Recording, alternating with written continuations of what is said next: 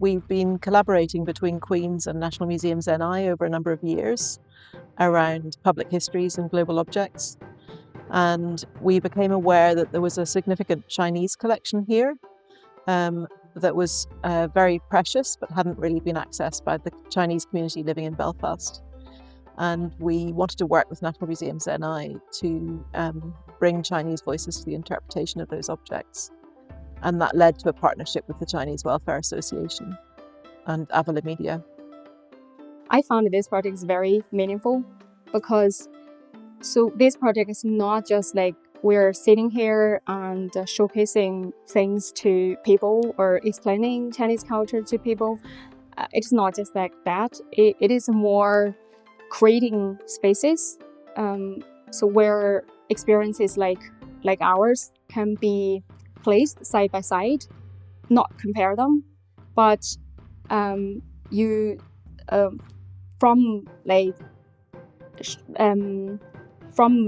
those two cultures sitting together or two items sitting together, you sort of know what you try to express, your own identity, your sense of belongings, or even how people, like what I talk about, the gifting culture, how people give, how people receive, and how people like remember, care in different ways. Well, I was invited to participate in this project, Bridge to China, just to talk about how growing up in Northern Ireland is for a Chinese person. I am in a position where I didn't grow up in China or Hong Kong. I was born here, so I have a perspective of both Chinese and sort of Irish culture. What I know is all learnt from parents and relatives and family members of how it is to be Chinese and growing up. The expertise that the Chinese community brings to the interpretation of these objects. No museum, no academic can know everything about a collection. And this project treated lived experience as a form of expertise in its own right. In addition to that, the community members had a lot of art historical expertise about the specific items in the collection. I think it's the painting. Yeah, the painting that I talked about, because the servants in the painting like really made me think about the domestic helpers in Hong Kong. So they play a very, very important role to help to free up some workforce, like some moms, and for example can go to work without like worrying about childcare, and also elderly people, and then they have somebody to look after them. So they are very important part of Hong Kong. Like in the painting, there are so many within the picture, like so many domestic helpers. Well, I can see there are helpers there. So because of that, so I think that picture particularly made me think about the thing that relate to my background, my culture. This is the set of Yijiao R&B notes, and was actually specially collected by my grandma and given to me because it was issued and put in circulation in the year I was born. And actually not just for me, everyone, she remember all the birthdays of every single her grandchild. So everyone got something specially chosen from her collection. And it's like her collection consisted like the coins and paper money that was not really worth a lot, from the monetary perspective, right? But held a great sentimental value.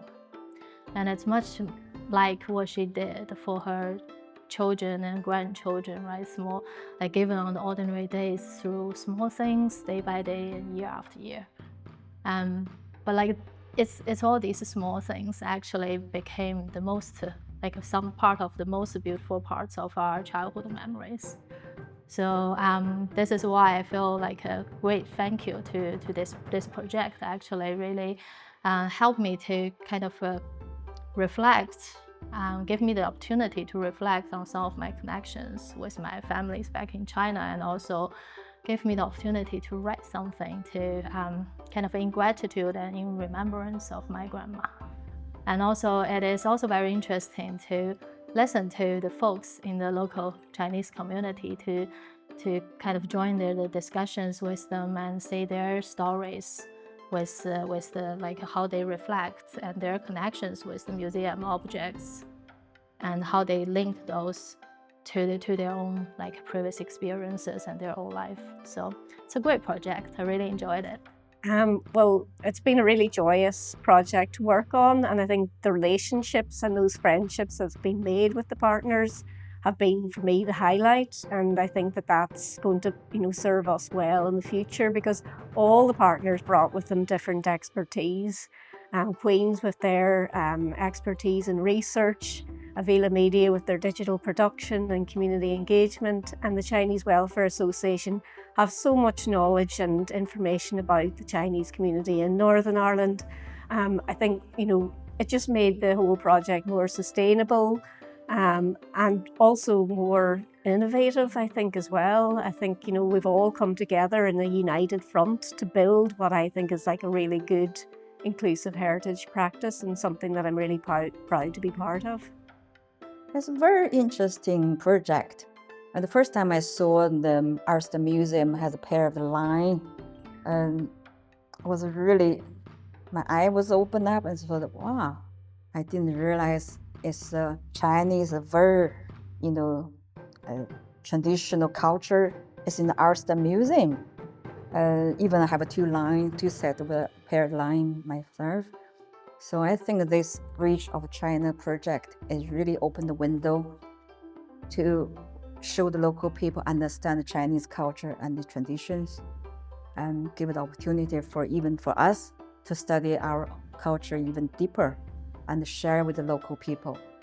I think the special about this project is even we are in the Chinese community, people coming from mainland China, people coming from Hong Kong, we all have sort of like slightly different culture, we not know about, but when we come together, like, people coming from the different province of China, they have different sort of like, cultural behaviors. Everything is still slightly different, even we are all coming from the Chinese community. So I think this project has give us a chance, opportunity to get to know each other, like to learn from each other. So I think it's great. It's very, very helpful, I must say, through those objects, especially artifacts with Chinese characteristics. Here you can see and you can discover and feel and touch the sense of Chinese culture. For example, like the small stuff over there, some of the stuff are for painting, some other stuff like the Buddha statue, you can tell that from the you can feel the calmness and harmony on the face, which harmony is the core of Chinese civilization. Means the Chinese people is a peace-loving nation, and they want to make friends with all the others around the world. And from this, you can decode the mystery of Chinese culture, and you can feel the friendship of the Chinese people. So I think culture has been always acting like a bridge, linking people's hearts. And cultural exchanges like this will surely bring people's hearts closer to each other. Well, we had a great group of participants, and I feel really privileged to have met them and to be part of their lives now. Over a number of months, we developed really good relationships with the participants who really gave us an insight into their lives and their wishes and how they'd like to see the museum, sharing their personal stories, lots of kind of celebratory moments of celebrating Chinese culture, of course, and the family and the heritage traditions, but also some sadder stories as well in terms of the difficulties of migrating and maybe some of the regrets of losing and missing family back home in China. So we've had our ups and our downs in our conversations, but we're really privileged that they've, allowed us into their lives and felt, that this is a trusted space to share those stories. So it's, really given us so much insight into how the collections here at National Museums can bring out some of those really remarkable personal and social stories as well. We've just learned so much about the collection that we hold, and very, very grateful for the community for sharing those insights. 是良缘仙旁，一个是美玉无瑕。若说美其缘，今生偏又遇见他。若说有情缘，如何心事终须还？一个王子健洋，一个空劳牵挂。